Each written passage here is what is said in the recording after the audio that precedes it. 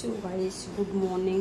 আজকে 22শে জুলাই, আজকে আমার জন্মদিন, বাট কোনো দিন সেলিব্রেট হয় না। তো যাই হোক, আমি কাজে চলে এসেছি। দেখুন এখানে পুরো এঁঠো বাসন ছিল, সবটা আমি মেজে পুরো ক্লিয়ার করে রেখে দিয়েছি। ভাত করব। তো দাদাকে জিজ্ঞেস করলাম দাদা কী রান্না হবে। দাদা বলছে আলুর পরোটা। সেদিনকে আলু পরোটা করেছিলাম, দাদার খুব ভালো লেগেছে, তার জন্য আজকে আবার আলু পরোটা করতে হবে। তো তার জন্য আমি আলু সিদ্ধ বসিয়ে দিচ্ছি, দাদার জন্য চা হচ্ছে। তো এরপরে আমি টুকটুক করে দেখাবো আজকে সারাদিনটা কী হবে। কেন কি আমার নিজের দাদার শরীর খারাপ, সে আসছে ডাক্তার দেখানোর জন্য, তাকেও ডাক্তার দেখাবো। তো চলো গাইস, দেখতে থাকুন, সঙ্গে থাকুন। এখানে তো ভাতটা বসিয়ে দিয়েছি। এখানে কিন্তু আলু 4টে সিটি পড়ে গেল। ফার্স্টে ফুল পড়েছে, 3টে কম সিটি দিয়েছি। আলুগুলো গোটা গোটা থাকবে, শক্ত থাকবে, তবে কিন্তু আলু পরোটা বেশি ভালো হয়। তো চলুন, আমি গ্যাসটা বন্ধ করে দিলাম।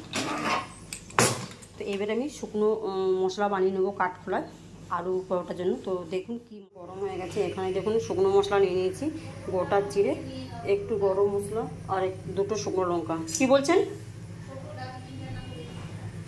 ছোটো ডাস্টবিনটা রান্না করে নিলে তো ওটা নোংরা হয়ে যাবে না আবার।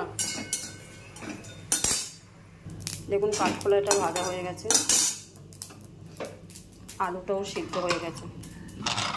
দেখেছেন গোটা গোটা আলু থাকবে। এবার জল থেকে তাড়াতাড়ি করে তুলে নেবো, নাহলে কিন্তু জলে বেশিক্ষণ থাকলে প্যাচ প্যাচ করে, কাদা কাদা হয়ে যায়। গাইস দেখুন কাঠখোলায় তো ভেজে নিয়েছি, মশলাটা একটু মতন হার্ড হয়ে গেছে। এবার শিলনোড়াতে এটা আমি পিষে নেবো, ভালো করে পিষে আলুর সাথে মেখে নেবো। দেখুন মশলাটা আমি পুরো পিষিয়ে নিয়েছি, দেখতেই পাচ্ছেন ভাজা মশলা। এটা আমি আলু পরোটায় দেবো, খেতে কিন্তু বাম্পার হয় গাইস। দেখতেই পাচ্ছেন আলুগুলো সব সিদ্ধ হয়ে গেছে, আমি খোসা ছাড়িয়ে নিয়েছি। এটাকে আমি ঠান্ডা করতে দেবো এখন। দাদা আবার আমের চাটনি খাবে, তো আমটা যেহেতু কম আছে বলে টমেটো মিশিয়ে নিয়েছি। টমেটো আম দিয়ে চাটনি বানাবো, আর আজকে আমি চাটনিটা কুকারের মধ্যেই বানাবো, কেন কি বেশি বাসন করবো না, কেন আলু পরোটা করতে অনেকটা সময় লাগবে। দেখতেই পাচ্ছেন কুকারে তেল দিয়েছি সামান্য, একটু 5 ফোড়ন আর শুকনো লঙ্কা ফোড়ন দেবো। শুকনো লঙ্কাটা চিড়ে দিতে হবে। তো দেখুন 5 ফোড়নটা আমার ঠিকঠাক হয়ে গেছে। এবার আমি আম আর টমেটো অ্যাড করলাম।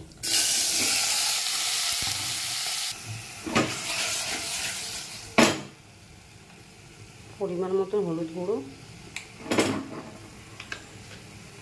পরিমাণ মতন নুন। এবার আমি একটা সিটি দিয়ে দেবো।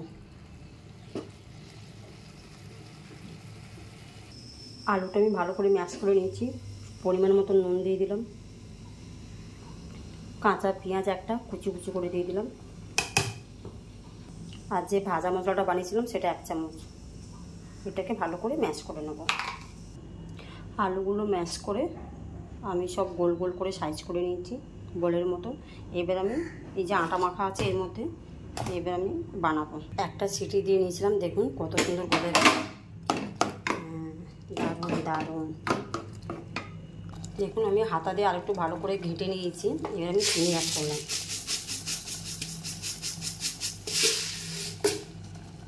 দেখুন সুন্দরভাবে চাটনিটা ক্লিয়ার হয়ে গেল। এটা বেশ কিছুদিন চলবে, দেখতেই পাচ্ছেন। সো গাইস ডাল হবে ফার্স্টে বলে কিছু রান্না নেই, তারপরে রান্না সব বেরিয়ে পড়ে। জিরে ফোড়ন দিলাম, জিরে ফোড়নটা ঠিকঠাক হয়ে গেছে। ডাল ধুয়ে জল সমেত দিয়ে দিলাম।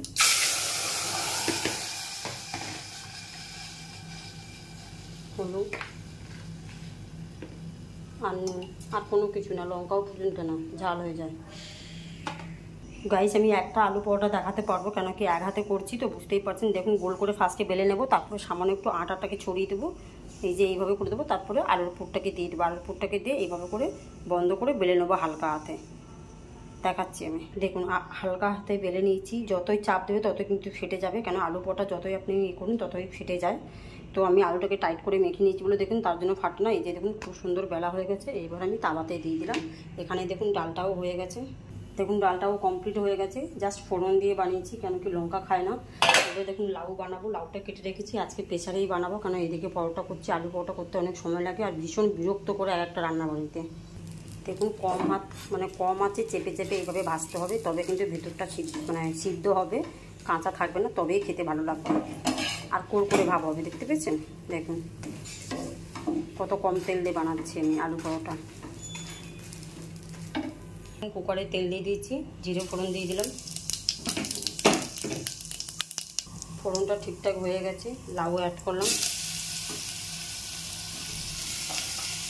একটা কাঁচা লঙ্কা, সামান্য পরিমাণ হলুদ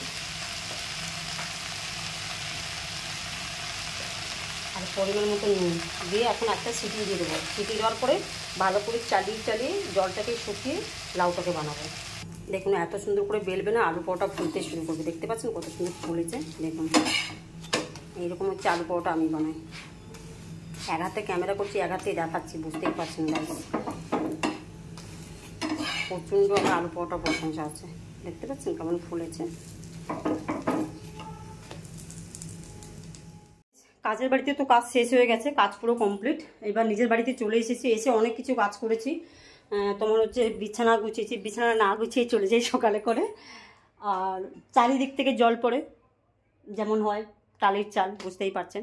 তো ওগুলো সব কাজ ফাজ করলাম, অনেক জামা কাপড় শুকালাম ওইদিকে। আর এই যে দেখুন আসার সাথে সাথে না ও ঠিক বসে থাকবে, এসে কান্নাকাটি করবে, আমার গায়ের মধ্যে গা ঠেসে কান্নাকাটি করবে। এই যে এখন খেতে দিয়েছিলাম। এই কি খাচ্ছিস দেখি। তো যাই হোক, এখন দাদা আসছে ডাক্তার দেখানোর জন্য। আমি বলেছিলাম গতকাল যে আমার দাদার খুব শরীর খারাপ। তো আমার প্রচণ্ড খিদে পেয়েছে। তো এখন আমি পেঁয়াজ কেটে নিয়েছি, একটা অমলেট বানাবো। আর কালকে সকালে না পরশু দিনকে জন্য ভাত বানিয়েছিলাম, সেই ভাত। আর 4 দিন আগে রান্না করেছিলাম সেই লাউ তরকারি দিয়ে ডিমের অমলেট দিয়ে ভাত খাবো। ভাত খেয়ে গাড়ি চার্জে বসিয়ে দিয়েছি, চার্জটা হয়ে যাক। দাদাও আসছে, দাদা এখন ট্রেনে আছে। তো আমি যেই বাড়িতে এখন কাজ করি সেই বাড়িতে মেডিসিন শপ ওদের আছে। তো ওখানে অনেক বড় চেম্বার, ডাক্তার বসে। তো সেখানে আমি ডাক্তার দেখাবো দাদাকে। তো যাই হোক, সঙ্গে থাকুন, দেখতে থাকুন। মানে আমার তো একটার পর একটা লেগে আছে, কখনো মেয়ে কখনো দাদা, এইভাবে করেই চলছে। সবাইকে দেখতে হবে, এটাই বাস্তব লাইফ। কেন কি শুধু নিজেরটা ভাবলে চলবে না। কেন আমি খুব পছন্দ করি, লাইক করি আমি সবার জন্য করতে। তো চলুন গাইস, সঙ্গে থাকুন, দেখতে থাকুন। এখন বোনের সঙ্গে কথা হচ্ছে না কদিন, কারণ বোনের সঙ্গে একটু ঝগড়া হয়েছে। বোনের হাজব্যান্ড খুব বিচ্ছিরি গালাগালি দিয়েছে আমাকে, আমার মাকে নিয়ে। ওটা আমার খুব মাইন্ডে লেগেছে। তো তার জন্য বোনকেও বলেছি তুই সাহস দিয়েছিস বলেই ও বলতে সুবিধা পেয়েছে। তো যাই হোক চলুন গাইস, তো সঙ্গে থাকুন, দেখতে থাকুন। আমাকে খেয়ে নিই, খেয়ে তারপর কথা বলছি।